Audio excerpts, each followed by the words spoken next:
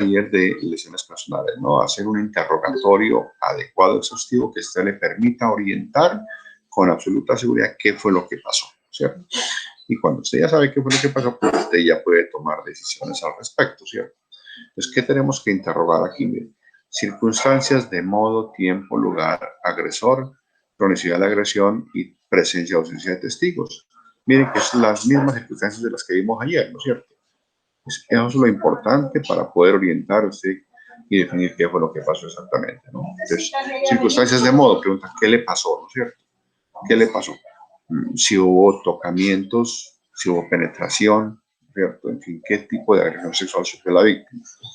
El tiempo, cuándo fueron los hechos, conteniendo claridad y certeza sobre la indicación del día, el mes, el año y la hora, ¿cierto?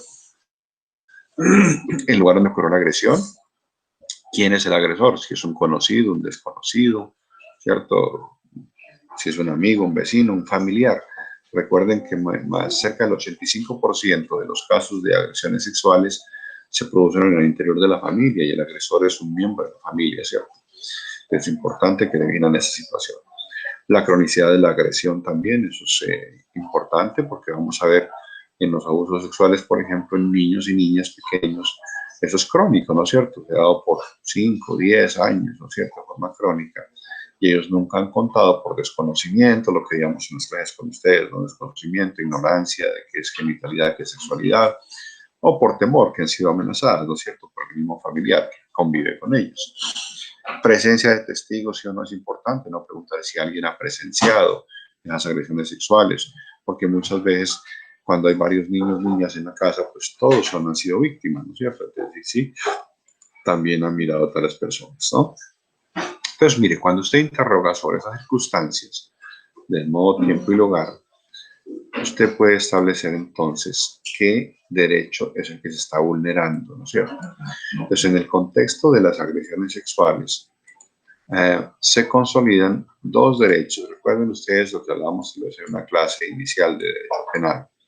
Decíamos que el derecho penal lo que hace es proteger, ¿no es cierto?, o tutelar unos derechos que tenemos los ciudadanos colombianos. Entonces, el Estado protege a través de qué? De formulación de unos delitos, ¿cierto?, que están establecidos en el Código Penal. Entonces, si hay una persona que transgreda esos derechos que yo tengo, ¿cierto?, pues cometerá un delito. Y si comete un delito, pues el Estado me protege como investigando ese delito con la Fiscalía y después sancionando ese delito a través de un juez, ¿cierto? Entonces, si alguien agrede un derecho sexual de una persona, pues puede llegar hasta la cárcel, ¿no es cierto? Esa es la forma en que el Estado le protege a uno su derecho, ¿no? Investigándolo, sancionándolo y haciendo la reparación del daño a la víctima. Entonces, mire, en el Código Penal existen los delitos que se llaman delitos contra la libertad, integridad y información sexual, que están descritos desde el artículo 205 en adelante. A nosotros nos interesan, si ustedes ven el Código Penal, desde el 205 hasta el 212, ¿no? Bueno, entonces cuando usted interroga en la primera instancia a una víctima, se da cuenta que está vulnerando, hay posibilidad de vulnerar dos derechos. Una, integridad moral y otra que es la integridad sexual, ¿no?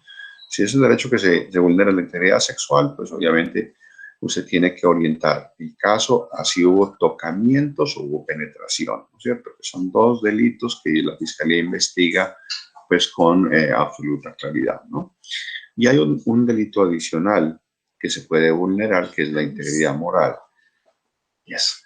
La integridad moral, ¿qué es? La integridad moral entonces se refiere al derecho que tenemos las personas a que se respete nuestra dignidad como persona, ¿cierto?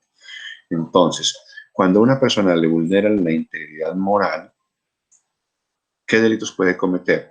Entonces, pueden cometer dos delitos, ¿no? La injuria y la calumnia, que se llama, ¿no? Entonces, la injuria, ¿qué es? La injuria es decirle palabras insultantes a una persona, ¿no? Palabras denigrantes. Cuando le hacen un insulto, por ejemplo, vos sos una perra, una zorra, en fin, ¿no es cierto? Entonces, eso es un delito de injuria. Y la calumnia, que es el otro delito que afecta la integridad moral de las personas, ¿no es cierto? Afectan su integridad, su dignidad. Entonces, en la calumnia es cuando una persona le imputa la comisión del delito de un delito a otra. Es decir, por ejemplo, cuando en una pelea dice, alguien dice, yo vi que tú lo mataste, ¿cierto? Tú lo mataste, entonces le está impugnando el delito de homicidio. O decirle, vos me robaste, le está impugnando la comisión del delito de hurto, ¿cierto? Entonces, en esas condiciones, cuando a alguien se le imputa la comisión de un delito, pues se llama calumnia, ¿no? Y la injuria cuando se le dicen palabras insultantes. En la injuria son palabras insultantes, ¿no es cierto? Entonces, pero hay una injuria en la que no se dicen palabras insultantes, sino que se hacen actos que van a vulnerar la, la dignidad de la persona, ¿cierto? Es actos, por ejemplo, escupirle en la cara a una persona. No se le dijo ninguna palabra insultante, pero el hecho de escupirlo afecta su integridad moral, ¿no es cierto? Entonces, ese delito, que son actos, se llaman injuria por vías de hecho. Así se llama en el Código Penal, ¿no? Injuria por vías de hecho. Otro delito relacionado, otra actividad relacionada con la vulneración de la integridad moral, entonces puede ser cuando una persona le vulneran o le vulneran las partes de su cuerpo sobre las cuales ella tiene derecho a sentir pudor. Entonces nos referimos aquí pues a la región genital, paragenital y extragenital, ¿cierto? Entonces, si a alguien le toca la cola súbitamente a una persona, ¿no? ¿Cierto? Tocarle la cola, darle una palma de la cola, o ponerle la mano en un seno, únicamente eso, sin hacerle caricias ni nada de eso, es tocarle, ¿no? Tocarle el seno y ahí irse, tocarle la cola e irse, o ponerle la mano encima de la ropa de la vagina e irse. Entonces, esa es una conducta que vulnera las partes del cuerpo sobre las personas que tenemos derecho a sentir pudor, ¿no es cierto? Entonces, en esas condiciones se afecta también la integridad moral de las personas y se cometería un delito que se llama injuria por vías de hecho, ¿cierto? Entonces, miren, en este caso, eh, ¿qué ha dicho la Corte Suprema de Justicia respecto a este tema del tocamiento súbito, ¿no es cierto?, intempestivo, que no genera gratificación sexual para el agresor? En estos casos de afectación de la integridad moral relacionada, pues obviamente con la región genital, paragenital o extragenital, pues se tiene en cuenta la edad de la víctima, ¿cierto? Entonces, si dice la Corte Suprema de Justicia, dijo, mire, si la víctima que sufre ese tocamiento súbito, que va caminando en la calle, ya le coge y le da una palma de la nalga, nada más de eso, ¿cierto? Si esa víctima es mayor de 14 años, no se afecta la integridad sexual, sino la integridad moral únicamente, ¿cierto? Entonces se llamará injuria por vías de hecho. Entonces, este caso, para mayor de 14 años, no es un código verde, ¿cierto? No es un delito sexual. Es un delito de injuria por vías de hecho, entonces en este caso, si la víctima la llevan al hospital, al centro de salud, no sé, mire, ¿qué le pasó? No, estaba sentada en el bus y un tipo de la mano en el seno y se fue. ¿Le hizo algo mal? ¿Le sobó? ¿Le acarició? No, nada más, solamente eso. Entonces, aquí le decimos, mira, ¿se justifica que usted haga un examen genital, sexológico? Pues no, ¿no es cierto? ¿Se justifica que le tomen muestras para laboratorio, para descartar ITS, por ejemplo? ¿Descartar VIH? No, no se justifica, ¿no? Pues en este caso no se hace examen genital. ¿Por qué? Porque tenemos una víctima mayor de 14 años en quien el único hecho es un tocamiento súbito, fugaz, intempestivo, de muy corta duración en el tiempo. Entonces, en este caso, no se activa un código verde. Entonces, se orienta a la víctima para que interponga la denuncia en la fiscalía, ¿cierto?, en la policía judicial, por el delito de injuria por vías de hecho, nada más, ¿cierto? Solamente cuando la víctima sea mayor de 14 años. Pero si tenemos el mismo caso del tocamiento súbito, fugaz, intempestivo, de corta duración en el tiempo, ¿cierto?, y la víctima es una menor de 14 años, la Corte Suprema de Justicia ha dicho, mire, en estos casos, como la víctima menor de 14 años, entonces ahí sí se consolida un delito sexual, ¿no es cierto? No es una injuria por vías de hecho, sino que está afectando la integridad sexual de las víctimas. Entonces se consolida un delito que se llama acto sexual. El acto sexual son tocamientos, ¿no? Entonces queda claro esto, ¿cierto?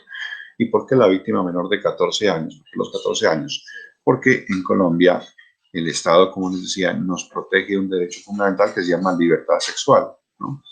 La libertad sexual se define como el derecho que tienen las personas a hacer uso de su sexualidad en forma libre, espontánea y voluntaria. Es decir, el derecho que tenemos todas las personas a hacer uso de la sexualidad cuando quiera, como quiera, donde quiera y con quien quiera, ¿cierto? Y ese derecho, a los cuantos años en Colombia puede hacer uso esa persona, cuando cumpla 14 años de edad, ¿cierto? Ahí ya puede hacer efectivo ese derecho. Todos nacemos con esos derechos, ¿cierto?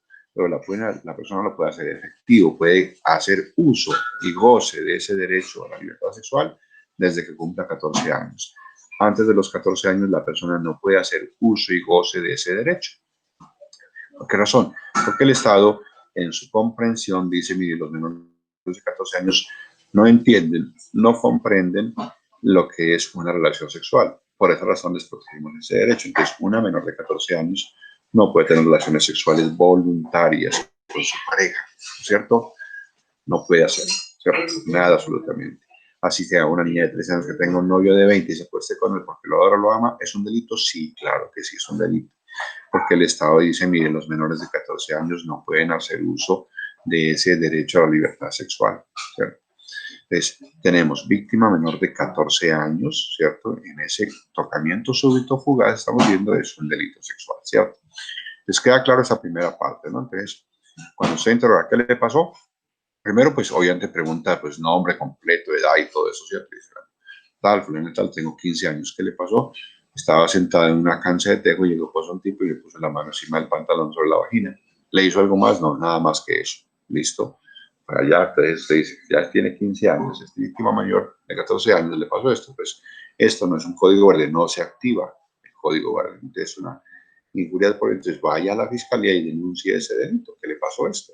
Porque aquí en el hospital no le vamos a hacer absolutamente nada, no la vamos a examinar, ni tomarle muestras para ningún tipo de análisis, porque eso sería victimizarla, ¿no es cierto? Recuerden que hacer un examen genital es victimizante para cualquier mujer, ¿no es cierto? Si usted acosar a una mujer, decirle desnúdese, quítese el interior, acuéstese en una camilla, abra las piernas, eso es muy complicado, ¿cierto? Para una mujer. Un examen genital, ¿por qué? Porque le estamos vulnerando su derecho a sentir pudor, ¿no es cierto?, por las partes de su cuerpo. Obviamente que lo que vamos a hacer es un acto médico, indiscutiblemente, que se requiere en muchos casos. Pero pensemos eso, que el solo hecho de acostar a una mujer para hacer un examen genital es muy traumático para ella. Entonces, en lo posible, evitamos hacerlo, ¿no es cierto? Entonces, eso se van a encontrar ustedes en su año rural, porque muchos comisarios y comisarias todavía no han entendido el concepto del examen genital, ¿cierto? Y pretenden que toda víctima que diga, no, el tipo me tocó, me acarició, ¿no es cierto? Hace 10 años me tocaron la cola, inmediatamente valoración por el médico, ¿cierto? Y pretenden que nosotros con el examen médico les digamos, sí, la víctima fue violentada hace 10 años, ¿no? O sí hubo una penetración hace 5 años. Eso es absurdo, nosotros no podemos hacer eso, ¿cierto? Ningún médico va a hacer eso. En el mundo no se puede. Nosotros vamos a registrar unos hallazgos, ¿sí? ¿No es cierto? Del INE, tomamos muestras de laboratorio y podemos eh, confirmar la presencia de espermatozoides, por ejemplo. Hacemos ADN espermatozoide y le podemos decir, mire, ese espermatozoide es de este señor, de esta persona, con absoluta certeza. Pero nos preguntan, entonces, ¿este señor violó a esta niña? Pues, ¿qué tiene que decir uno? No sé, no se puede saber, nosotros no sabemos. Lo que le digo, mire, es que en la vagina de esta niña encontramos semen de este señor. ¿Cómo llegó allá? Pues yo como médico no le puedo decir, porque no he sido testigo presencial de ese hecho. No sé si fue que la violó o si fue que fue una relación consentida. Como médico no puede establecer eso, ¿cierto?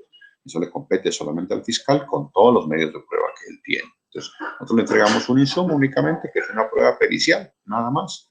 Entonces, el fiscal definirá, ¿no es cierto?, cómo orienta la investigación y definirá si eso fue violento, ¿no es cierto?, o si fue alguna otra condición.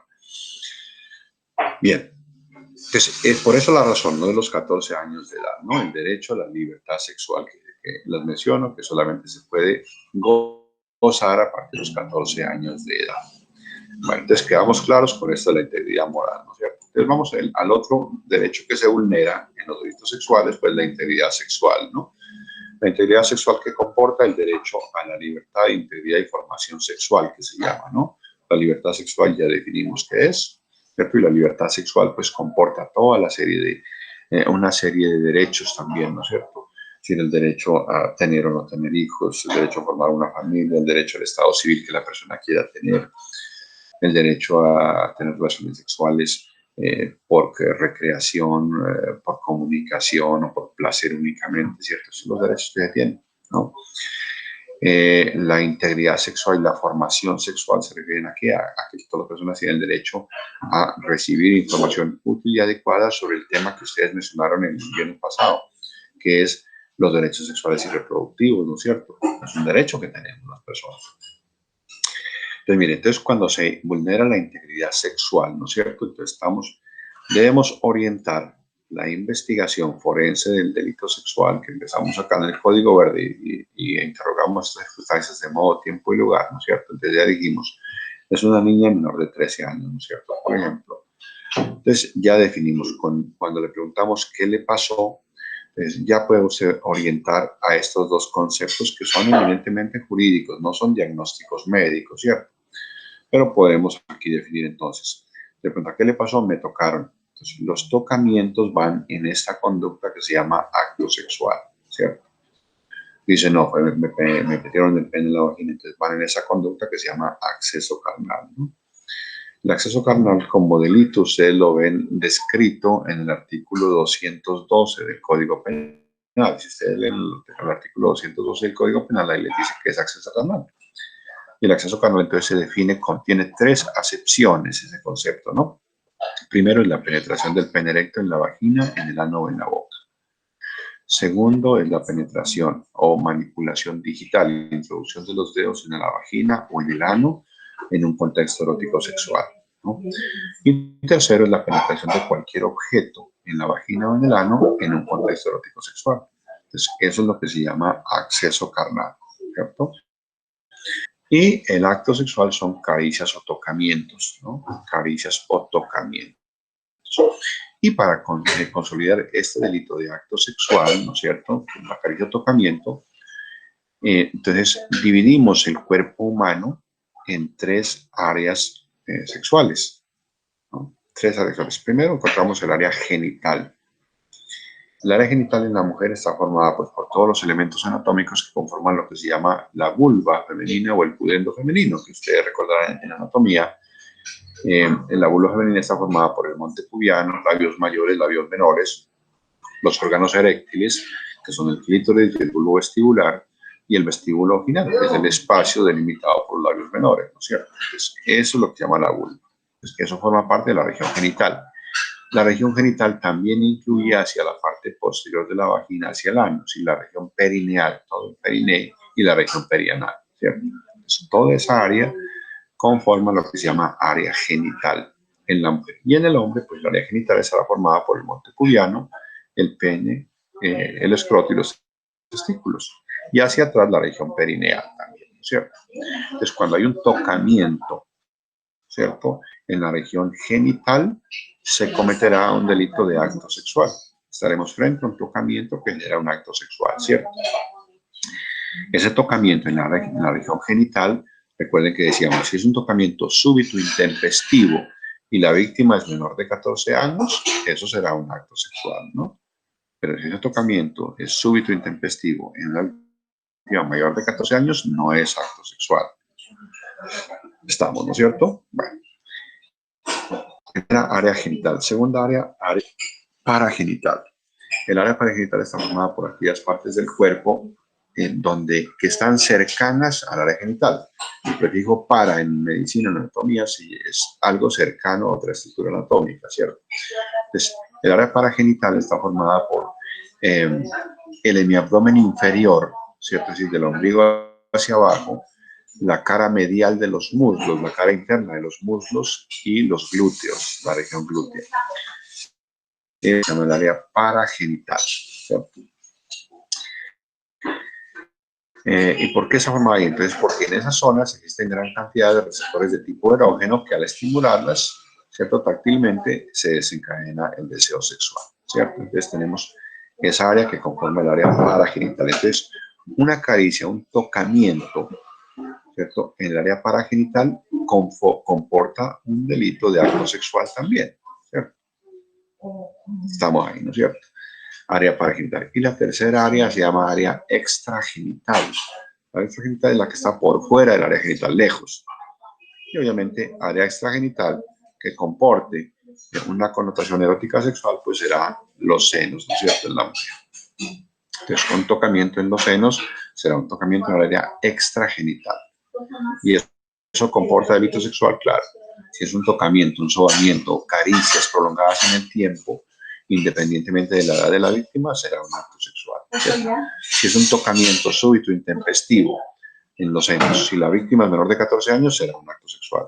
Pero si es mayor de 14 años, será una injuria por vías de hecho, ¿cierto? Bueno, entonces estamos, ¿no es cierto? Entonces ya revisado qué es acto sexual, ¿no es cierto? Las tres áreas genitales bien definidas. Entonces, ¿qué interrogamos enseguida? ¿Cómo fue esa caricia que sufrió esa víctima?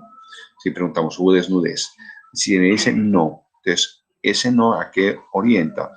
A un acto sexual por contacto indirecto, es decir, cuando es por encima de la ropa. No hay contacto directamente con la piel del área genital, paragenital o extragenital, ¿cierto? Le tocaron por encima, le sobaron la cola, por decirlo cierto, de forma prolongada, será un acto sexual por contacto indirecto, encima de la ropa, ¿cierto? Entonces, en este caso, cuando me dice, mire, me tocaron la vagina por encima de la ropa, me tocaron la cola por encima de la ropa, me tocaron los senos por encima de la ropa. Entonces uno considera, ¿será prudente que yo desnude a esa víctima y la acueste para examinarle la vagina? Es decir, no, no. Entonces uno dice, aquí colocamos, evaluar la pertinencia de un examen genital, un examen sexológico, ¿no es cierto? Entonces, ¿cuándo será pertinente hacerlo? Cuando diga, mire, me cogió los senos y durísimo, me apretó, ¿no es cierto? Entonces, en ese momento examinamos para ver si presenta alguna molestia, alguna lesión. Usted puede encontrar una equimosis, un eritema, ¿no es cierto? Sí, una lesión traumática, ¿no? En ese momento, sí, entonces le interrogamos, ¿siente algo? ¿Le duele algo? ¿Ha notado algo? ¿No? Si me dice, no tengo nada absolutamente porque es un sobamiento suave únicamente. Entonces, en ese momento justificamos victimizar a la usuaria de hacer un examen genital. Pues no es cierto, no se justifica hacerlo. Se justifica tomarle muestras para exámenes, para descartar ITS por un tocamiento encima de la ropa. Pues tampoco, porque en esas condiciones pues no se van a producir, ¿no es cierto?, ninguna transmisión de ninguna enfermedad de contacto sexual. Entonces, evaluamos pertinencia del examen sexológico solamente cuando tengamos alguna lesión traumática que queramos descartar, ¿no es cierto? Entonces, miren ustedes, en este caso, el Ministerio de Salud en la resolución dice, de estos casos hay que atenderlos en un servicio de urgencias habilitado. Entonces, si usted está en Soracá, que no tiene urgencias habilitado allá, ¿no es cierto? Solamente tiene atención de consulta externa, ¿cierto? Entonces, en ese caso, ¿qué le dice el ministerio? Usted, si le llega a esta niña Soracá, que le dicen, le tocaron la cola, ¿no es cierto?, por un tiempo prolongado, tiene 18 años la niña, es un código verde, claro, porque es un contacto, ¿no es cierto?, sexual. Entonces, le dice, ese caso tiene usted que remitirlo, tiene que ser evaluada en un servicio que tenga urgencias. Usted en Soracá no tiene urgencias, entonces, ¿qué tiene que hacer? La tiene que remitir al Hospital San Rafael de Tunja, ¿cierto?, que es su referente para que ahí la atiendan. Entonces le preguntamos, ¿en el Hospital San Rafael de Tunja le van a hacer algún examen genital? No. ¿Le van a tomar muestras para descartar ITS o VIH? Tampoco. Entonces, ¿para qué la remitimos, por Dios? Pues este caso usted lo puede atender perfectamente allá, porque usted no le va a hacer ningún examen genital, ni en el San Rafael tampoco le vamos a hacer examen genital. Y si la remiten a la medicina legal, tampoco le vamos a hacer examen genital, ¿cierto? Eso les digo, es los comisarios y comisarias de familia que más demandan el servicio, ¿no es cierto?, con ustedes, médicos, médicas rurales, pues lo que establecen es eso precisamente, ¿no? Cualquier cosa, y si me tocaron los senos, por encima de la ropa, mándela al que la examine el médico para que le diga a ver si ha habido o no un delito sexual. Pues eso no se justifica, no lo hacemos. El interrogatorio es lo más importante. Pues estamos en ese proceso de educar a nuestros comisarios y comisarias de familia, indicándoles que en esos casos, pues no amerita que remita a la víctima, ¿no es cierto?, a la institución de salud, porque no se le va a hacer ningún tipo de examen, a no ser que sea para descartar una lesión traumática, como les digo, ¿cierto? Entonces, este caso aquí decimos puede ser atendido en una UBA. Una UBA es una unidad básica de atención que tiene solamente consulta externa, ¿cierto? O una UGRA, que es unidad de gestión de riesgo ambulatorio, así se llama, ¿no es cierto? Que tiene consulta prioritaria, ¿cierto? Creo que vienen hasta las 9 de la noche, sí, ¿no? Pero no tienen urgencias habilitadas, ¿cierto? Entonces, en estos dos sitios que ustedes van a hacer su rural, pueden atender ese caso. Entonces, le explica a la comisaria, mire, lo que pasó fue esto, con tocamiento en los senos, por encima de la ropa, en ese caso no amerita que se le haga un examen genital ni tomar muestras, porque pues no vamos a revictimizar a la usuaria por la circunstancia en que ella comenta eso, ¿cierto? Doctor, tengo una Dime. pregunta de esa Ajá. parte. Digamos, cuando es una niña menor de edad y la mamá, bueno, no sé, no le creo que no le hicieron nada más y la mamá sí quiere que le examinen. No, mire, en este caso, el interrogatorio es fundamental y se hace a la víctima, ¿cierto? Obviamente, hacemos interrogatorios a niñas mayores de 4 años. Interrogatorio a menores de 4 años no tiene ninguna utilidad, ¿cierto? Tenemos que interrogar a los representantes, ¿no es cierto? Su padre, su madre, qué es lo que ha pasado, y con base en eso definimos. Pero si tiene más de 5 años, interrogamos a la niña, ¿no es cierto? Y le preguntamos qué le pasó. Y el interrogatorio, es decir, la versión que dé la víctima, tiene que ser creíble por nosotros. Nosotros los médicos, ustedes médicas, no pueden cuestionar nada de lo que nos cuente la víctima, ¿no? Esté con la mamá y que diga es mentira, ¿no? Pues está me contando es la víctima, yo no puedo vulnerar sus derechos, su intimidad, ¿no es cierto? Y ella me dice, no, es que no pasó absolutamente nada, bueno. Entonces, si ella me dice eso, yo tengo que creerle, yo no puedo cuestionar lo que me diga la víctima, ¿cierto? A no ser que la mamá diga, es que yo estaba ahí, yo llegué y yo los vi, ¿cierto? Yo los vi, bueno, entonces en esas condiciones cambian. Entonces, si la víctima me dice, no, no ha pasado absolutamente nada, bueno, tenemos que creerle, ¿cierto? Porque ahí está. Que nos puede estar diciendo mentiras si es posible. Mire, si ella nos, pero como digo, nosotros como médicos no podemos cuestionar la versión de los hechos que nos den. Así como en clínica, cuando usted está en urgencias, en un servicio de atención clínica, llega un paciente con un dolor abdominal y se me está doliendo mucho el abdomen, venga, le tomo una tomografía cerebral para ver si de pronto tiene algo. Pues, yo no le creo. Es lo mismo que si usted llega a una víctima por un presunto de agresión sexual y dice, no, no ha pasado nada, solamente me tocaron, no pasó absolutamente nada, y usted le diga, acuéstese aquí para examinar la vagina que necesito verificar, usted lo que le está diciendo, yo no le creo a usted, ¿cierto? Usted me puede estar diciendo mentiras. Eso es lo que haría usted, ¿cierto? Indirectamente. Y eso no es posible porque está vulnerando un derecho de la víctima, el derecho a la credibilidad que debemos tener todos, ¿cierto? Entonces, no hagamos eso. Y le explicamos a la comisaria, mire, la menor es enfática en afirmar que no ha habido ningún contacto de tipo genital. Y por esa razón no se justifica hacer un examen sexológico para no victimizar. Y listo, se envía. Que después digan, no, es que la niña se retractó y ya dijo que se te desmandela otra vez y la examinamos y le preguntamos otra vez, ¿cierto? Pero siempre en cada interrogatorio uno no puede cuestionar, no puede poner en tela de juicio ni dudar sobre lo que nos digan ellos, ¿cierto? Bueno. Entonces, decíamos aquí, volvemos, lo puede tener usted en una uva, una URA. Esas son, la uva y la URA son la codificación que se tiene aquí en la Secretaría de Salud de Boyacá, pues para identificar, ¿no es cierto?, los niveles de atención de las instituciones de salud. La UVA es el nivel 1, unidad básica de atención, la URA, unidad de gestión de riesgo ambulatorio, ¿no es cierto?, que no tiene urgencias habilitado, y la UGRI, perdóname un segundo. Ya, mira. La UGRI es la unidad de gestión de riesgo integral, que son los que tienen urgencias habilitadas, ¿no es cierto? Son como los de segundo nivel y tercer nivel. Entonces, en esto, atención en UVA, dicen no tome muestras para ITS. Entonces, ¿qué es lo que debe hacer? Pues orientarla simplemente para que sea valorada por el trabajo social, ¿cierto? La interroguen para que definan si tienen factores de riesgo, ¿no es cierto?, para la perpetuidad de lo que haya ocurrido, ¿cierto?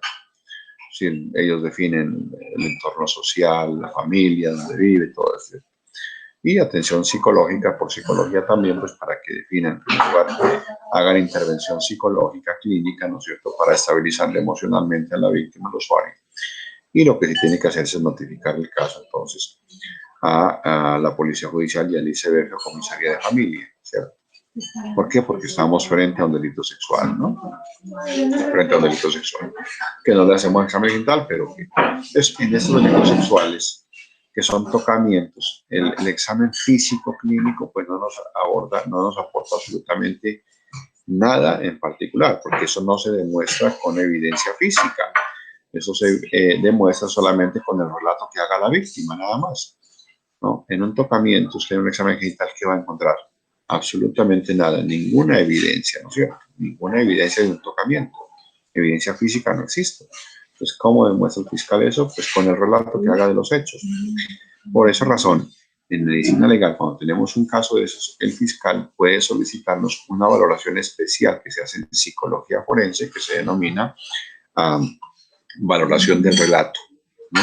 Se hace una evaluación del relato, entonces a la víctima se la sienta, se le hace una entrevista semiestructurada, se le hacen una serie de preguntas respecto de los hechos que han ocurrido, y nuestras psicólogas forenses lo que hacen es con ese relato establecen si tiene concatenación interna, es decir, si lo que relata la víctima es acorde al conocimiento que ella debe tener sobre genitalidad y sexualidad, los temas que hemos tratado con ustedes, ¿cierto? Define si tiene concatenación externa, es decir, que lo que está contando hace reconocimiento de las personas de su medio, ¿no es cierto? Identifica claramente a la persona agresora. Y si tiene respaldo afectivo. Respaldo afectivo es que cuando ella está contando esto, pues que demuestre tristeza, ¿no es cierto? Episodios de llanto, ¿cierto? Que tenga un respaldo afectivo negativo por la vivencia que ha sufrido ella, ¿cierto? Entonces, en esas condiciones, lo que se evalúa por parte de psicología forense es precisamente el relato de los hechos.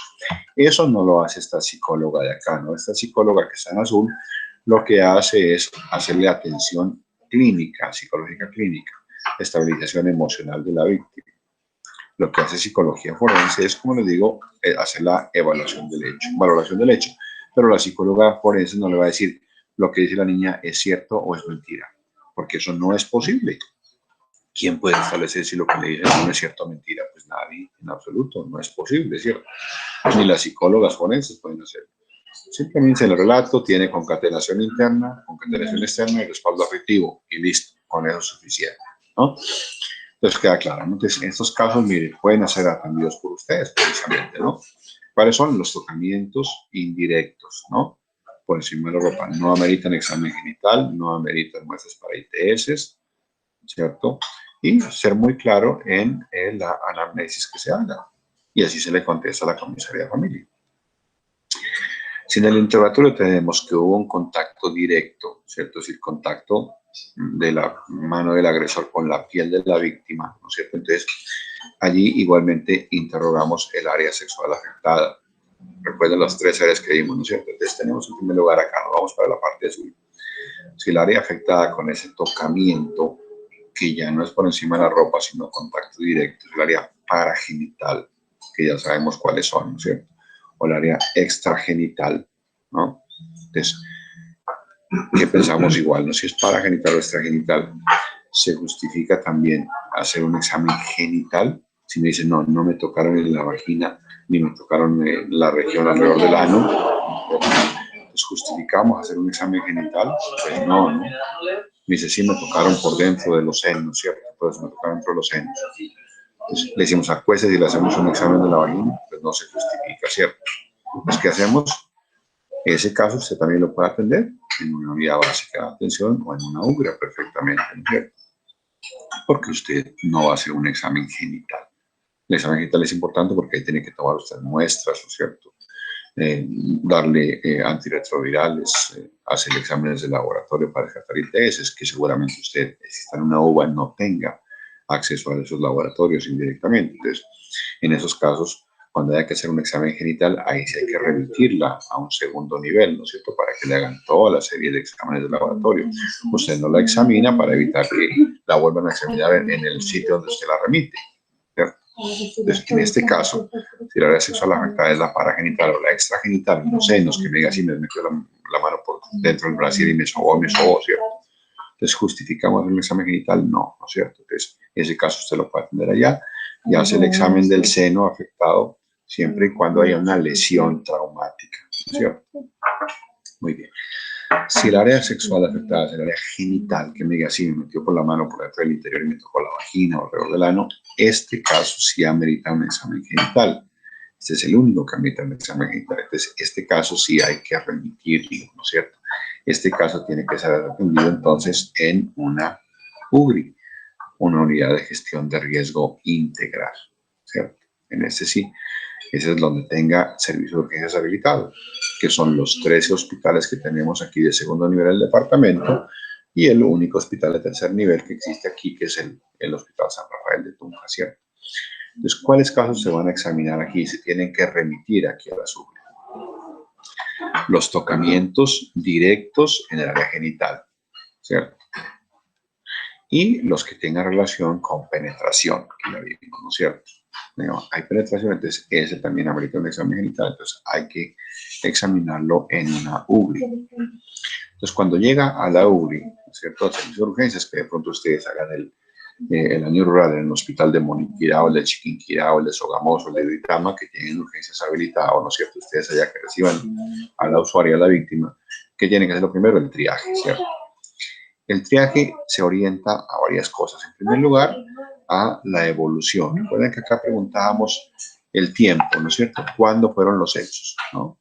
Si me examinan hoy, 7 de julio, me dicen, no, porque el 5 de julio me metió el pene en la vagina, ¿cierto? Dice, la evolución es menor de 72 horas, claro que sí, ¿no es cierto? O mayor de 72 horas. Entonces, si es menor de 3 días, ¿para qué nos sirve hacer ese triaje? Para saber que este caso hay que hacer profilaxis para ITS, ¿no es cierto? Entonces, se hace un diagnóstico y profilaxis de ITS, de VIH y embarazo.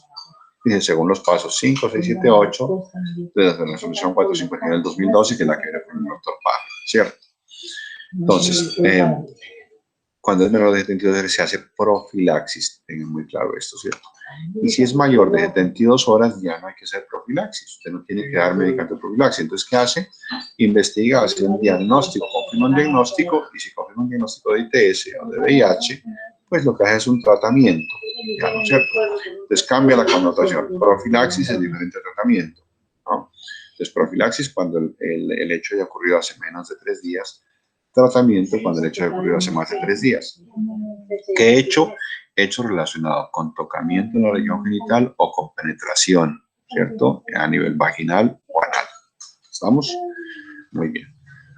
Entonces, el primer acto que usted hace es realizar médicamente, ¿no? En ese triaje de urgencias, ¿qué más va a hacer?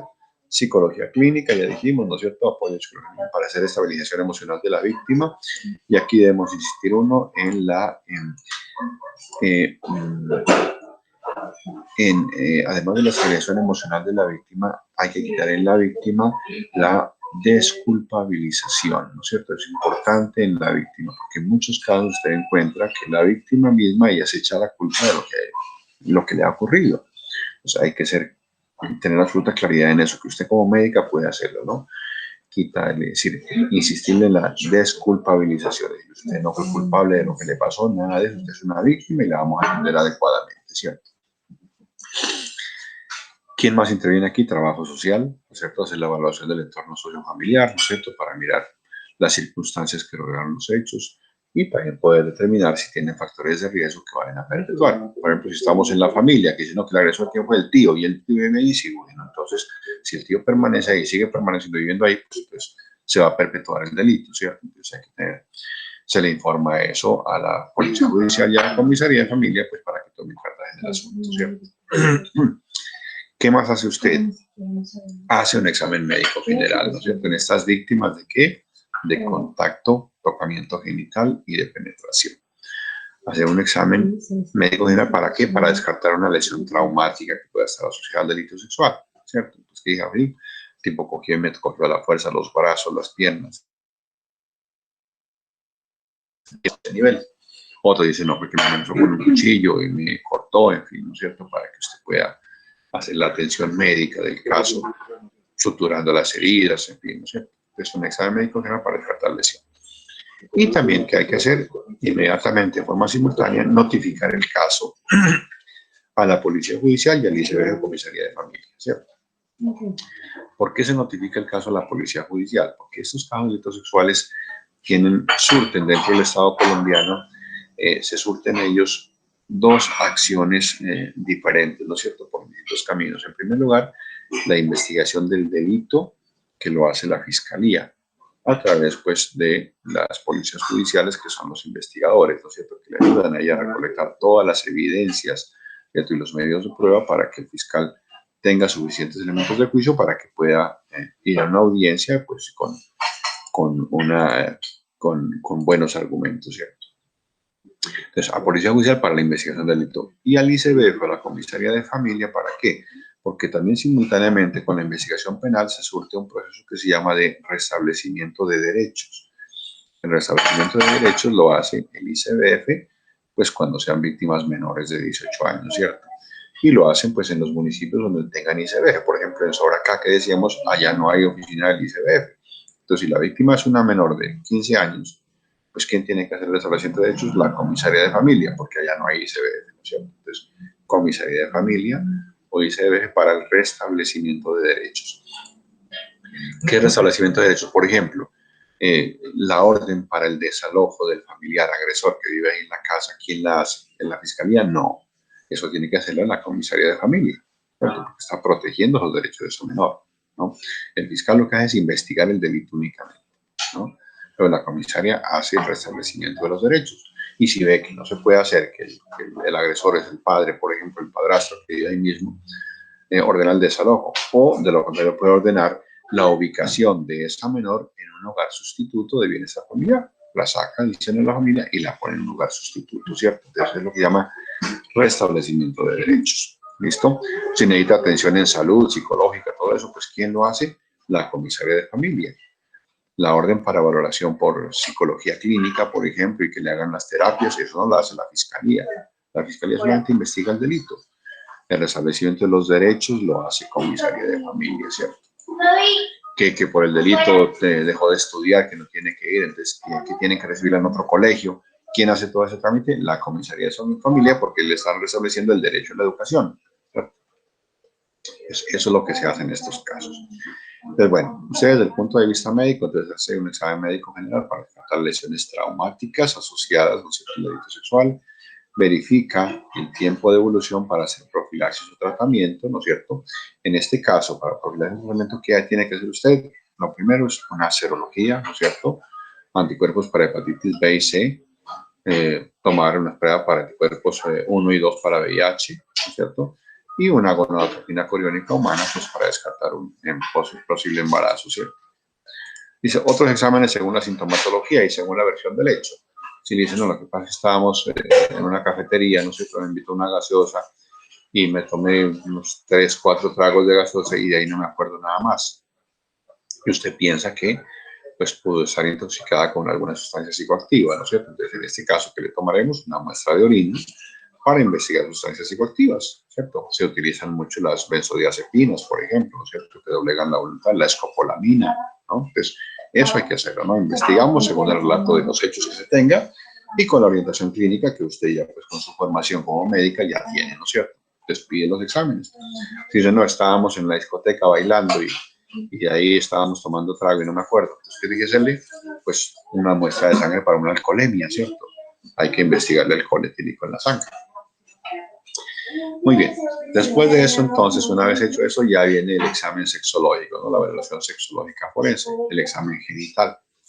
Ese examen genital se orienta, ¿no es cierto?, a dos aspectos fundamentales. Primero, establecer la forma y el estado que tiene el himen, ¿no? Ustedes ven aquí. Eso yo creo que ya lo vieron, o si no lo van a ver ustedes con la doctora Sandra, ¿no es cierto?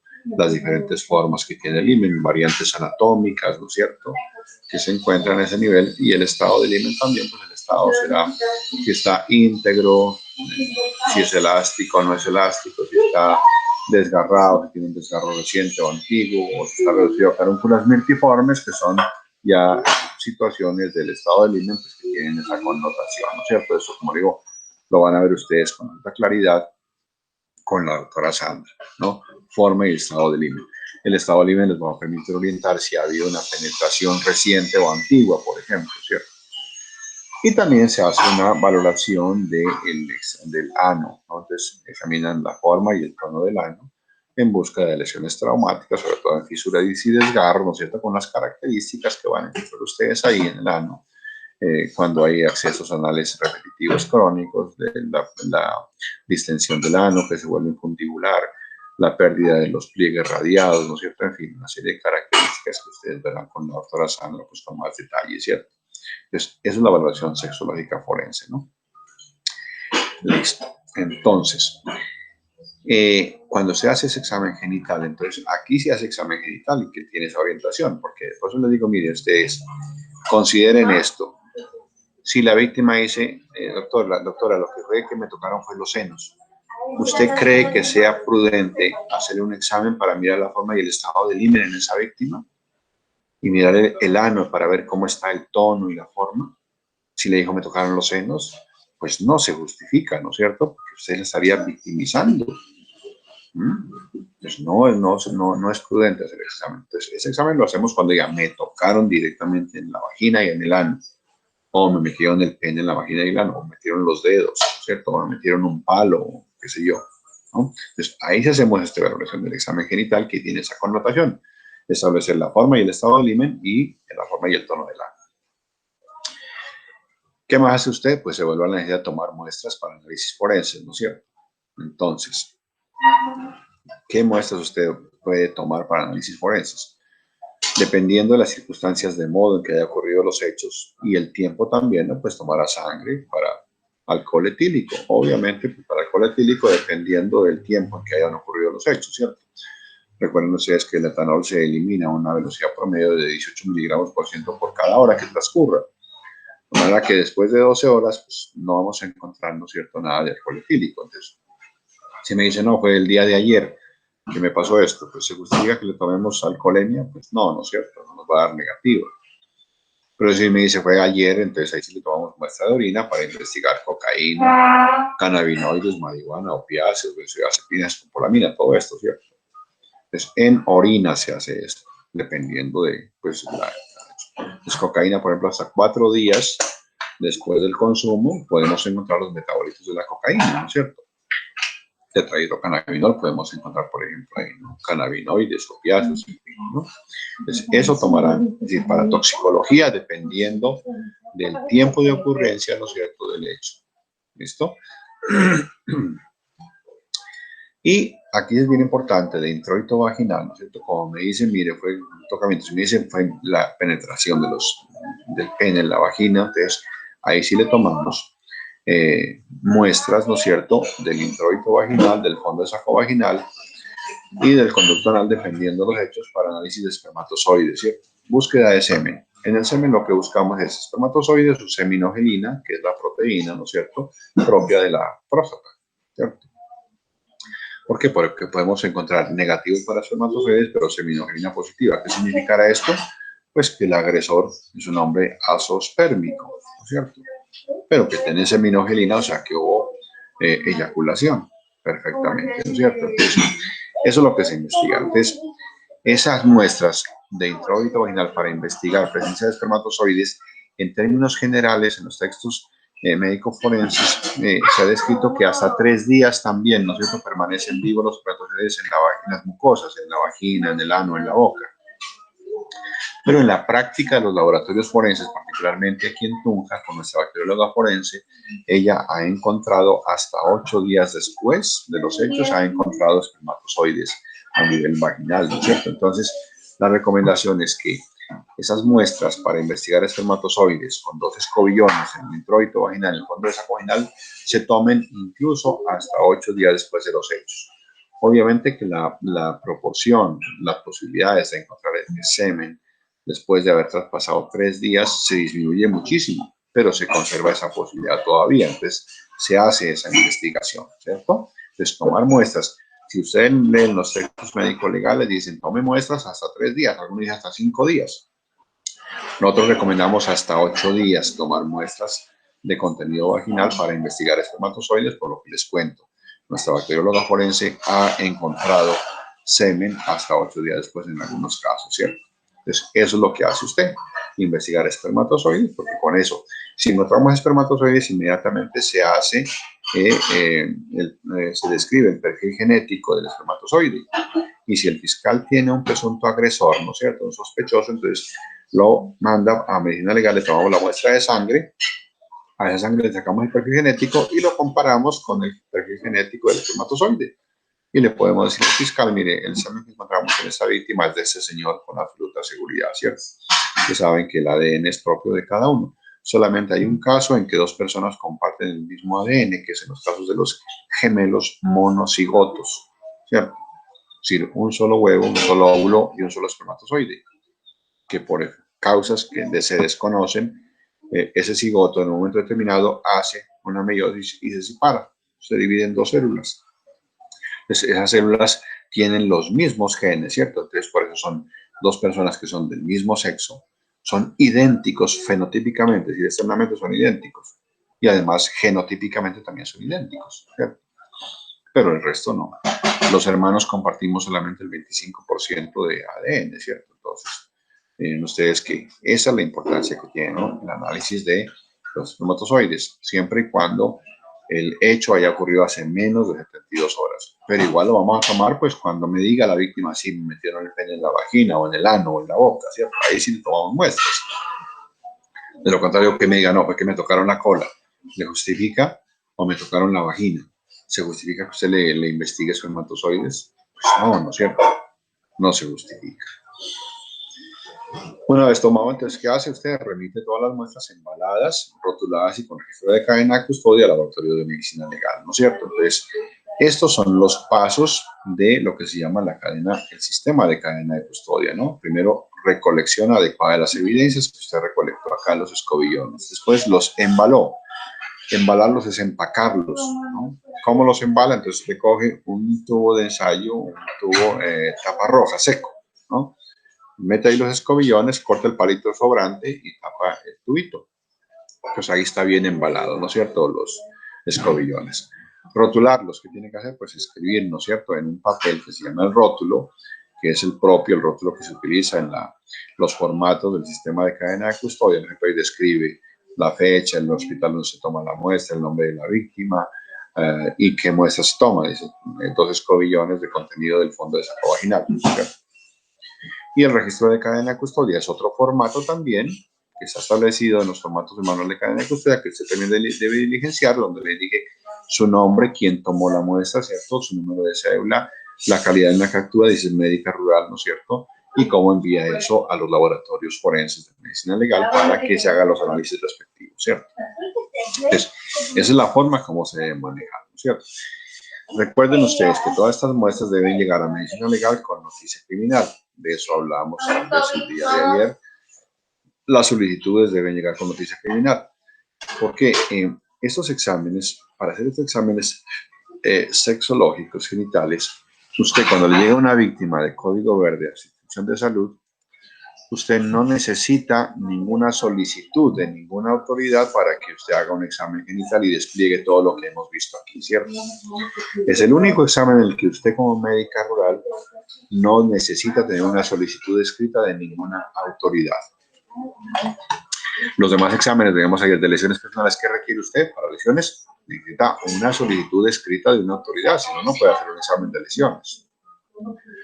Para hacer un examen sexológico necesita una solicitud escrita de una autoridad, no. ¿Y por qué no? Porque es que el Ministerio de Salud, que es la entidad que formula las políticas para atención en salud, le dijo a usted, mediante la resolución 459 del 2012, le dijo que es el reglamento técnico para atención integral. Le dice a usted, mire, todos los casos que lleguen deben ser atendidos inmediatamente con una urgencia médica en su hospital, sin necesidad de tener solicitud de ninguna autoridad. Entonces usted examina, y lo que hace que es cuando examina simultáneamente, dijimos aquí, ¿qué es lo que va a hacer? Tiene que reportarle el caso a la policía judicial. Es decir, policía judicial se te dijo, sí, mire, estamos examinando a una niña que dice que la han violado. Y le reporta también a la comisaría de familia para que la policía judicial inicie la investigación del delito, ¿cierto? Y además para que la comisaría haga el procedimiento de establecimiento de derechos que mencionábamos, ¿cierto? Entonces, cuando la policía judicial ya conoce el caso, que usted se lo reportó, ellos ya generan una noticia criminal, una investigación con noticia criminal. Entonces, esa noticia criminal es la que va a llegar a medicina legal, ¿cierto? Entonces, usted, para remitir esas muestras desde Chita, si le toca hacer su rural allá, tiene que hacer la solicitud, un formato de solicitud de examen de laboratorio, biología forense, ¿no es cierto? Tiene que anexar la solicitud de la policía judicial, porque usted como médica, usted no tiene funciones de policía judicial, es decir, usted si hace toma una muestra de contenido vaginal para que la hagamos en el laboratorio de biología forense, usted no me la puede remitir sin una solicitud de la policía judicial, porque usted no es policía judicial, ¿cierto?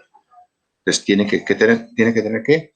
Una solicitud de la policía judicial diciéndole, por favor, hagan análisis de estas muestras, que usted ya me la envía.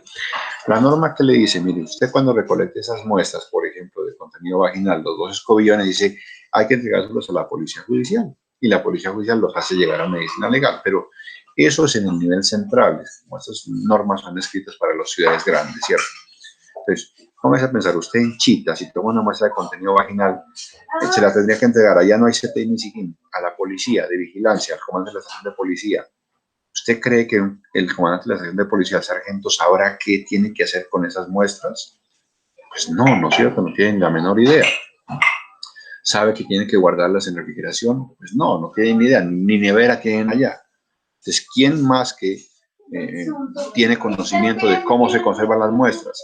Pues ustedes como médicas, ¿cierto? Son los que tienen que manejar eso. Entonces le piden, señor policía, tráigame una solicitud con noticia criminal para poder mandar esto a medicina legal, ¿cierto? Entonces, así apoyamos y colaboramos precisamente con las víctimas para que la atención sea más fluida, ¿no es cierto? Con más agilidad y pues cumpliendo todos los requisitos que se establecen para tener la unicidad de criterios, ¿no es cierto?, en torno a esto. Entonces, miren ustedes que este es el procedimiento que se sigue, ¿no es cierto?, para que ustedes den una atención adecuada a las víctimas de violencia sexual, miren ustedes, ¿no? Entonces, miren, eso lo estamos trabajando aquí en Tunja, en forma adecuada. Aquí en Tunja, ¿qué hacemos? Evitamos este paso aquí, ¿no? Este de aquí. En urgencias de nuestro Hospital San Rafael, que llegan las víctimas, ¿no es cierto? Hacen el triaje, la evolución, hacen la profilaxis o tratamiento, ¿no es cierto? Y hacen el examen médico general para tratar lesión traumática, nada más. Y después de eso remiten a la víctima a medicina legal.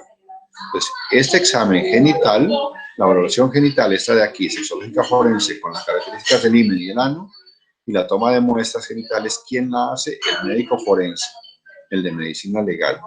En nuestro Hospital San Rafael, ellos no hacen examen genital. ¿Para qué? Para evitar revictimizar a la usuaria. Porque si la examina, le hace el examen genital el médico de urgencias y no tiene seguridad, llama al ginecólogo, le interpreta al ginecólogo, el ginecólogo baja, le hace otro examen genital, una segunda desnudada. Y después cuando le va a salir al hospital, el fiscal la manda a medicina legal otra vez que le hagan otro examen genital. Pues miren ustedes, son 3 exámenes genitales. ¿Eso es revictimizar a una usuaria? Claro que sí, ¿no es cierto? Pues, desnudarla y acordarla 3 veces para que la vean 3 médicos diferentes no se justifica. Pues aquí en Tunja solamente hacemos, las víctimas son sometidas a un solo examen genital cuando se requiera, ¿no? Un solo examen genital. ¿Quién lo hace? El médico forense de medicina legal, nadie más. Nuestros médicos de urgencias no hacen exámenes genitales, ¿no? Lo hacemos nosotros únicamente, ¿de acuerdo? Y tomamos muestras y hacemos todo este procedimiento. ¿Listo? Entonces, en su rural también la idea es que ustedes puedan remitir estos casos adecuadamente. Y en la sede donde tenemos medicina legal, que son Vitama, Sogamoso, Quinquirá y Garagoa, el examen genital lo hace el médico forense de medicina legal, ¿cierto? En los demás municipios que no tenemos, si está en Miraflores, por ejemplo, pues ahí sí le tocaría al médico del hospital de Miraflores hacer el examen genital, ¿cierto? Pues miren, que eso es todo el procedimiento que se hace, ¿no es cierto?, con respecto a la atención integral a la víctima de delito sexual. Entonces, se dan cuenta ustedes que tenemos nosotros 7 casos diferentes de conductas que se cometen con víctimas, ¿cierto? Primero, el tocamiento súbito, intempestivo, ¿no es cierto? Fugaz, de corta duración en el tiempo. Que ya dijimos, si es mayor de 14 años no se activa código verde, si es menor de 14 años sí se activa código verde, ¿cierto? Segundo, tenemos el tocamiento indirecto por encima de la ropa, ¿cierto? Tercero, el tocamiento directo por encima de la ropa en el área genital, perdón, paragenital. Cuarto, tocamiento indirecto por encima de la ropa en el área extragenital, ¿cierto? Estos 4 casos se dan cuenta ustedes. Tenemos 2, 3 y 4 casos ¿Justifican examen genital? No. Entonces, si no justifican examen genital, entonces ¿para qué lo remite usted? No se justifica remitirlos, ¿cierto? Entonces, eso los puede tener usted en cualquier centro de salud donde se encuentre. Usted va a dar una orientación, porque no va a tener necesidad de hacer un examen genital, ni dar profilaxis, ni tomar muestras para laboratorios, ¿cierto? El quinto que tenemos es el examen, ¿qué es el tocamiento en el área genital, ¿cierto? Ese sí hay que remitirlo. El sexto, la penetración, ¿no es cierto? Vaginal, anal, oral, ¿cierto? Que también tiene que remitirse porque tienen que ser examinados en UTI para que le hagan todo este procedimiento acá, ¿cierto? Terminamos con eso. Entonces, esa es la connotación que tiene la guía. Pues este es un trabajo que yo lo he hecho, ¿no es cierto? Con la experiencia que tenemos pues, de trabajar con el Hospital San Rafael, ¿no es cierto? Y para que efectivamente pues no los casos no sean remitidos. Y con eso evitamos congestionar el servicio de urgencias del Hospital San Rafael. Usted piense, se justificará que usted desde Oicatá le remita a una niña que dijo que le tocaron la cola, que la remita. ¿Es un código verde? Sí, claro que sí, ¿no? Pero significa que la remita a usted a urgencias y en urgencias que tengan que esperar 2, 3 horas para que le hagan el triaje y la atiendan después. Y digan, no, pues, y que después que de ahí la manden a medicina legal y en medicina legal diga, esta niña no justifica examen, ¿para qué? No la voy a reactivizar. Entonces, piensa en eso siempre, ¿no? Hay que ponerse en los zapatos de las víctimas y mirar si realmente requiere o no un examen genital. Y concientizar a nuestros comisarios y comisarias de familia, que son los que más demandan el servicio por parte de ustedes, médicas rurales, ¿no es cierto? Que le digan, mire, hay casos en que no se requiere. Estos 4 casos que vimos acá, ¿no? De contactos con la paragenital extragenital, ¿no es cierto? Por encima de la ropa o la injuria por vías de hecho, pues, ¿para qué van a remitir a esa niña? Si quieren, soliciten un examen de psicología forense que se llama valoración del relato, pero examen genital no les va a aportar nada. Ya dijimos, un tocamiento del seno. ¿Qué encuentra usted que le demuestre que sí existe el tocamiento?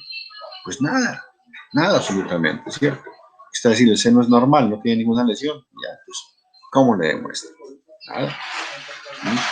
Y si le encuentran el seno una equimosis, pues, ¿qué tiene que decir usted? Una equimosis le da un tratamiento de lesión personal. Le dice, tiene una equimosis de 4x5 centímetros en el seno derecho. Elemento causal contundente, incapacidad médico-legal definitiva, 15 días sin secuelas. ¿Ya?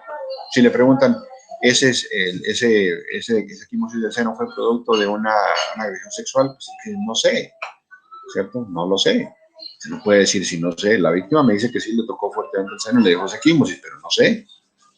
Porque puede ser que le hayan pegado un puño también ahí y listo, y que la víctima lo que esté es acusando a esa persona, a ese hombre, ¿no es cierto? Por alguna otra circunstancia diferente que a usted no le compete investigar, ¿cierto? O que haya sido que la víctima se cayó, ¿no es cierto?, de frente y se golpeó el seno contra un filo de una mesa y se le produjo esa equimosis. ¿También puede ser? Pues claro que sí, ¿no es cierto? Entonces se le da el trato de una lesión personal únicamente a eso, ¿no? Entonces, usted, como le digo, uno no puede establecer conclusiones referente a conductas penales. De hecho, a nosotros, a los médicos y a ustedes como médicas, les está prohibido establecer juicios de responsabilidad penal. ¿Qué significa eso? Que usted no puede decir en ningún dictamen de lesiones, por ejemplo, que digamos, no le puede decir, estas lesiones fueron producidas por el señor Carlos Pérez. No, a usted no le consta eso, ¿no? O no puede decir usted, estas lesiones fueron producidas con un puño. Pues tampoco le consta eso. Tiene que decir, estas lesiones fueron producidas con un elemento contundente y ya, ¿no? Listo. Que ha sido un puño en la patada, un palazo, pues no lo sabe usted, ¿no es cierto? Y lo mismo en exámenes genitales. Si encontramos, decía, espermatozoides de este señor, de Carlos Pérez, en la vagina de esta niña de 13 años, si le preguntan, ¿ese señor la violó? Tiene que decir, no lo sé. Yo no sé, yo no soy testigo presencial de esos hechos. Lo único que le demuestro, señor fiscal, es que en la vagina de esta niña encontramos semen de este señor. Eso es lo que a mí me consta y le puedo certificar como perito forense, porque es una prueba científica, ¿no? Y no hacer conjeturas. Es decir, sí, el señor la violó, entonces, no sé, yo no sé. Entonces, ella tendrá que decir, ¿no? El señor sí me cogió la fuerza y me violó, bueno. Entonces, usted es el señor fiscal el que define si ha habido un delito sexual o no realmente, ¿cierto? Entonces, eso es lo que ocurre con esto, mire. Entonces, ahí está todo el flujograma, ¿no es cierto?, de cómo se deben manejar adecuadamente estos casos de violencia sexual. ¿no? Y que para los que ustedes nos están colaborando pues muchísimo en la cartilla para precisamente evitar, ¿no es cierto?, toda esta serie de pasos pues, que terminen en estas valoraciones, que son importantes, claro que sí, pero pues que reforcemos mucho más la prevención de esta violencia sexual, ¿no? Lo que, como comentaban ustedes, pues cómo se previene con conocimiento, no con educación, que es lo fundamental, ¿no? Muy bien. ¿Tienen alguna pregunta respecto a esto? Liz, María José, Paula. Doctor, en los casos que nosotras sí podemos tratar, ¿qué seguimiento se le hace? ¿Hay algo estandarizado, digamos, para uno seguir siguiendo el caso o ya sería más de psicología? No, sí, claro. De hecho, en la resolución 459 del 2012, que establece los 15 pasos de atención, ¿no es cierto? En el último paso dice que hay que hacer un seguimiento. Y se hacen seguimientos. El primer seguimiento se hace a los 15 días, el segundo al mes, el tercero a los 3 meses, a los 6 meses y al año. Se hacen 5 seguimientos del caso, ¿no?, de víctimas de violencia sexual, ¿no? Pues tienen que hacerle seguimiento. Pues ustedes, eso es para psicología fundamentalmente, y ustedes como médicas, el seguimiento también lo harán dependiendo el hallazgo de alguna ITS, ¿cierto? Hacen el control médico, ¿no? Pues eso sí, sí hacen un seguimiento, ¿no? En los pasos del Ministerio de Salud establecen eso. ¿Ustedes vieron los 15 pasos con el doctor Parra? Sí, ¿no es cierto? Sí, señor. Ahí encontrarán el seguimiento que se hace. El primer paso, pues, que dice preparar a la comunidad, ¿no es cierto? Es decir, informarles, mire, aquí en el Centro de Salud atendemos todas las víctimas de violencia sexual y los invitamos para que reciban charlas de qué es la genitalidad y sexualidad, ¿no es cierto? Lo que van a trabajar ustedes en prevención, ¿no? Segundo paso, organizar en su centro de salud, ¿no es cierto?, toda la capacidad operativa para atender a esas víctimas de violencia sexual. ¿Sí? Internamente se define, mire, cuando llegue una víctima de violencia sexual, entonces va a ser el vigilante que la haga seguir, ¿no es cierto? Después quien va a atenderla es la auxiliar de enfermería, ¿cierto? Que está ahí. Se le va a tomar datos y todo eso, ¿no? El tercer paso dice hacer un examen sexológico, ¿no es cierto? El examen médico, clínico, que comporta el examen de lesiones traumáticas, el examen genital, ¿no es cierto? Paso 4 dice tomar muestras, paso 5, profilaxis para ITS, paso 6, profilaxis para VIH, ¿no es cierto? ¿Cuándo dar profilaxis? Porque no en todos los casos se dan profilaxis tampoco, ¿no es cierto? Profilaxis cuando sean menos de 72 horas. Pero sí también, si el agresor es un agresor conocido y con descarte de VIH, pues ¿para qué le dan profilaxis? No se justifica, ¿cierto? Entonces hay que mirar factores de riesgo, que son los elementos que tienen en cuenta para eso. Paso 8, que dice descartar embarazo y dar profilaxis, ¿no es cierto? El tratamiento de la anticoncepción, ¿no es cierto?, de emergencia, ¿no? Después, paso 9, interconsulta con otras especialidades de la institución de salud, ¿no es cierto?, con psiquiatría, generalmente con psiquiatría, con psicología, ¿no es cierto?, para atención mental de la víctima. Paso 10, ¿no es cierto?, ahí tenéis interconsulta con otras instituciones, ¿no? Reportar el caso a la policía judicial, a la comisaría de familia que hemos mencionado, ¿no? Paso 2, interconsulte con otras entidades para valoración. Entonces, ahí está medicina legal.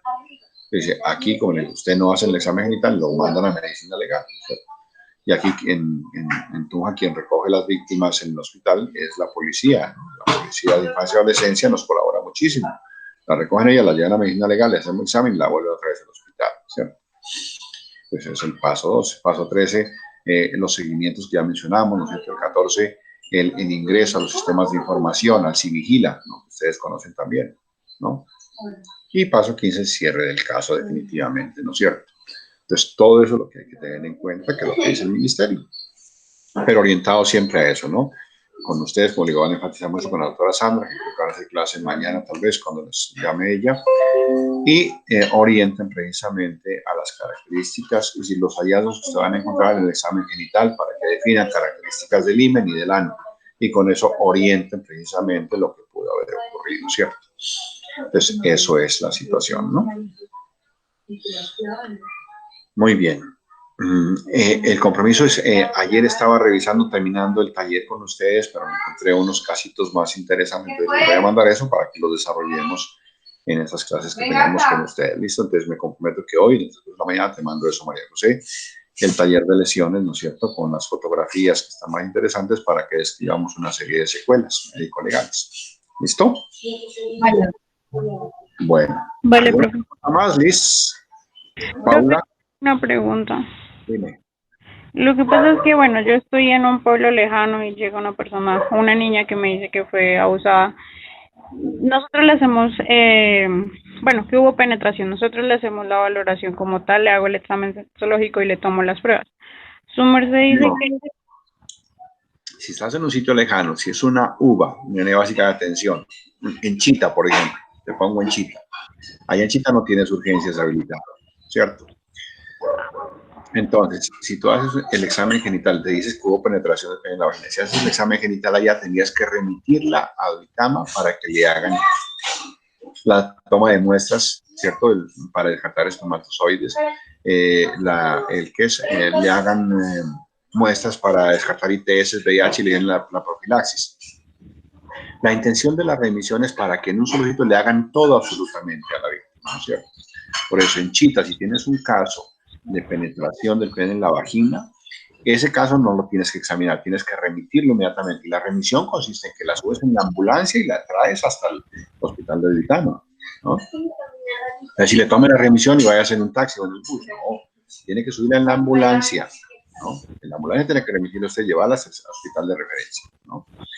Van a tener dificultades, eso sí lo hemos vivido, ¿no es cierto? Que llegan los médicos del hospital de referencia y se ponen bravos, se enojan, ¿usted qué le hizo? Nada, absolutamente no. Pues que la idea es que no le hagan nada para que no la revictimicen, que en el sitio de referencia le hagan todo absolutamente, ¿cierto?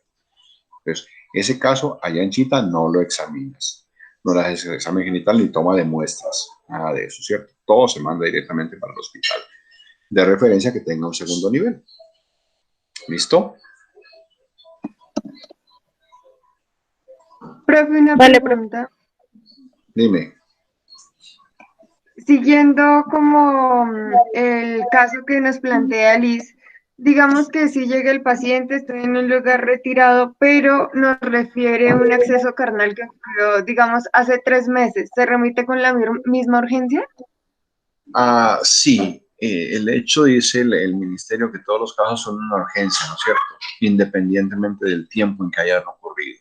Claro que sí, si hay una penetración hace 3 meses, hay que hacer un examen genital, sí, claro.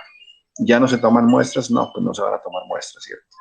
Pero sí hay que hacerlo, ¿no es cierto? Porque deben hacer ya profilaxis tampoco se hace, sino que se hace un diagnóstico, ¿no es cierto?, de una posible ITS. Entonces tiene que tomarle muestras para descartar si tiene o no una ITS.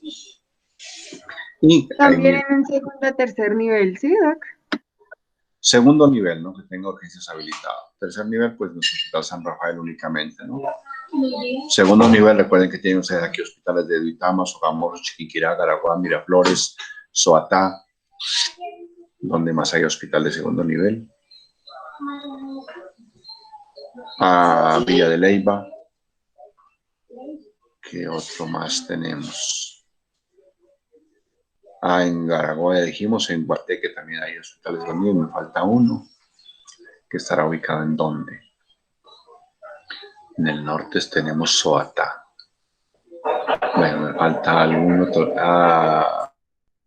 Ramiriquí, ¿no? Entonces, ahí no, Ramiriquí no es de segundo nivel. Bueno, faltaría uno, no sé.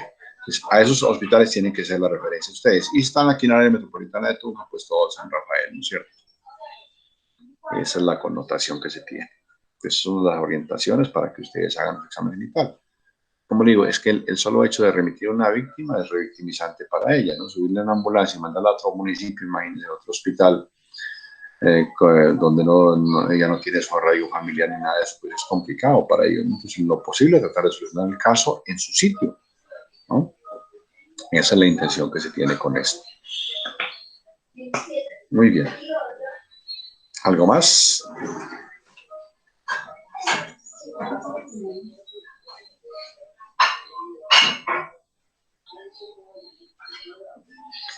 Bueno, entonces hablaré con la doctora María José para que hables con la doctora Sandra, ¿cierto? Pónganse en contacto con ella y coordinen para que vean la parte de examen genital, que ella maneja muy bien eso también. ¿Listo? Vale, doctor. Para que coordinen mañana, hacen su clase con ella, el jueves con el doctor Parra, o si la doctora Sandra quiere también el jueves igual, y el viernes hacemos un seminario con ustedes, que no tenemos definido tema todavía, ¿no? No, A ver qué tema trabajamos con ustedes. Bueno, yo miro a ver y ya les oriento. Claro que ustedes trabajaron bastante para ese tema último. ¿O lo dejamos para el próximo viernes que preparen tema o cómo están de tiempo?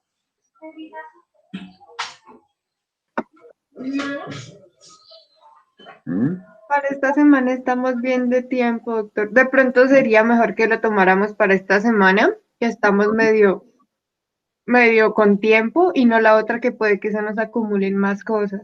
Ah, bueno, listo. Entonces yo te paso ahora más tarde, María José, también el tema, ¿no? Para que lo preparen para el viernes, el seminario del viernes a las 7 de la mañana. ¿Listo? listo, doctor. Vale, vale. Bueno, muchísimas gracias, ¿no? Que Bueno, tengan un buen día. Gracias, doctor. Hasta Gracias. luego. Hasta luego. Muy Que bien. estén bien. Buen día. Hasta luego, Paula. Chao, Liz.